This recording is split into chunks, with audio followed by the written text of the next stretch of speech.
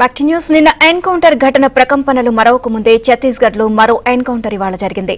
బీజాపూర్ జిల్లాలోని తుమ్రేల్ అడవుల్లో జరిగిన ఎన్కౌంటర్ లో 5 మావోయిస్టులు మృతి చెందారు.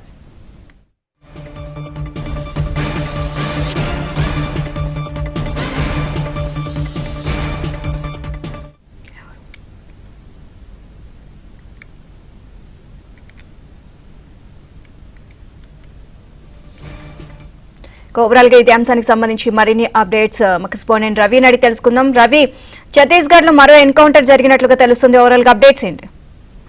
నీలిమ, వరుస ఎన్కౌంటర్ తో మావోయిస్ట్ పార్టీకి కోలుకోలేని ఎదురుదెబ్బ తగులుతుంది. ఆపరేషన్ కగార్ లో భాగంగా నిన్న మావోయిస్ట్ పార్టీ కేంద్ర కమిటీ కార్యదర్శిగా ఉన్న నంబాల కేశవరాలియాస్ బసవరాజ్ మరణం నుంచి మావోయిస్ట్ శ్రేణులు కోలుకోకముందే వరుస ఎన్కౌంటర్ కొనసాగుతున్న పరిస్థితి. ఈ రోజు తాజాగా బీజాపూర్ జిల్లా తుమ్రేల్ అటవీ ప్రాంతంలో భద్రతా బలగాలకు మావోయిస్టులకు మధ్య జరిగిన ఎదురు కాల్పుల్లో 5 వరకు మావోయిస్టులు హతమైనట్టుగా పోలీసు వర్గాల ద్వారా సమాచారం అవుతుంది.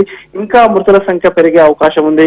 మొత్తం చూస్తే మావోయిస్ట్ పార్టీకి కంచుకోటగా ఉన్న అబూజ్మడు మొత్తం భద్రతా బలగాల హస్తగతమైంది. భద్రతా బలగాలు వరుస ఎన్కౌంటర్లు చేస్తున్న పరిస్థితి కనిపిస్తుంది.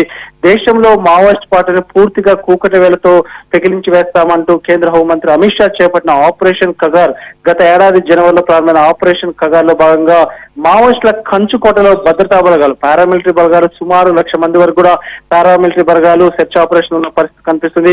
గత కొంతకాలంగా వరుస ఎన్కౌంటర్లు చోటు చేసుకుంటున్న పరిస్థితి. మొత్తం చూస్తే మావోయిస్టుల కంచుకోటలోనే ఆ పార్టీ కేంద్ర కార్యదర్శి నిన్న హతమయ్యాక ఇక కకావికలంగా మారిన పరిస్థితి కనిపిస్తుంది. చాలా మ్యాసివ్ గా భద్రతా బలగాలు అటాక్ చేస్తున్న పరిస్థితి. ఈ రోజు జరిగిన ఎన్కౌంటర్ లో కూడా 5 వరకు చనిపోయినట్టుగా తెలుస్తుంది. మొత్తంగా ఓవరాల్ గా చూస్తే ఛత్తీస్గఢ్ దండకారణ్యం అంతా కూడా వార్ జోన్ గా మారిన పరిస్థితి. వచ్చే ఏడాది మార్చి 31 నాటికంటే ముందే కూడా భద్రతా బలగాలు టార్గెట్ రీచ్ అయ్యే పరిస్థితి కనిపిస్తుంది. మొత్తంగా చూస్తే అక్కడ ఆపరేషన్ కగార్ లో భాగంగా ఇప్పటి వరకు 500 మంది పైగా మావోయిస్టులు హతమైనట్టుగా కూడా పౌరకుల సంఘాలు కూడా కాన్సర్న్ వ్యక్తం చేసిన పరిస్థితి. సో వరుస ఎన్కౌంటర్ తో అగ్రనేతలంతా నేలరాలడంతో మావోయిస్టు కేంద్ర కమిటీ కూడా పలుమార్లు లేఖలు విడుదల చేసింది. మేము శాంతి చర్చలకు సిద్ధం అంటూ కూడా లేఖలు విడుదల చేసినా గానీ కేంద్ర ప్రభుత్వం గానీ ఛత్తీస్గఢ్ ప్రభుత్వం గానీ పట్టించుకునే పరిస్థితి లేదు. నిన్న దేశ ప్రధాని మోదీతో పాటు అమిత్ షా కూడా నిన్న వాళ్ళ వ్యాఖ్యలు చూస్తుంటే ఇక విజయం దిశగా ఉన్నారని కూడా చెబుతున్నారు. మొత్తం చూస్తే బస్తర్ ప్రాంతాన్ని రానున్న రోజుల్లో ఎకో టూరిజం కేంద్రంగా మార్చాలన్న సంకల్పంతో పెద్ద ఎత్తున నేషనల్ హైవేలను కూడా అక్కడ ఏర్పాటు చేస్తున్నారు. అదేవిధంగా అభివృద్ధి సంక్షేమ కార్యక్రమాలతో అక్కడ ఆదివాసుల దగ్గర అయ్యే ప్రయత్నం చేస్తున్నారు. మొత్తం చూస్తే 50 ఏళ్ల నక్సలిజం అనేది ఆఖరి గడియల్లో ఉండి అంతిమ పోరాటం చేస్తుంది. ఉన్నవారు కూడా ముఖ్యంగా కేంద్ర కమిటీలో ఉన్నవారు కానీ పోలిట్ బ్యూరోలో ఉన్నవారంతా కూడా వయోభారంతో అనారోగ్య సమస్యలతో కొట్టుమిట్టాడుతున్న పరిస్థితి. సో మావోయిస్ట్ పార్టీలో చూస్తే పిరికిడ మంది ఉన్నవారు 1,00,000 మంది పారామిలిటరీ బలగాలతో పోరు సలిపే పరిస్థితిలో లేక కాల్పుల విరమణ పాటిస్తామంటూ లేఖలు విడుదల చేసినా కానీ ప్రభుత్వం స్పందించే పరిస్థితి లేదు. ఇప్పటికే పౌరకుల సంఘాలు కూడా శాంతి చర్చలు జరపాలంటూ డిమాండ్ చేసినా కూడా ప్రభుత్వం పట్టించుకునే పరిస్థితి లేదు. Neelima. Right, thank you Ravi. వరుస ఎన్కౌంటర్లపై సిపిఐ నారాయణ స్పందించారు. మారణకాండను ఆపాలని డిమాండ్ చేశారు. కేశవరావుని చెప్పచ్చు, నగ్రేట్ని చెప్పచ్చు, కానీ వాళ్ళ మూల సిద్ధాంతాలను చెప్పడం సాధ్యమవుతుందా? సాధ్యం కాదు.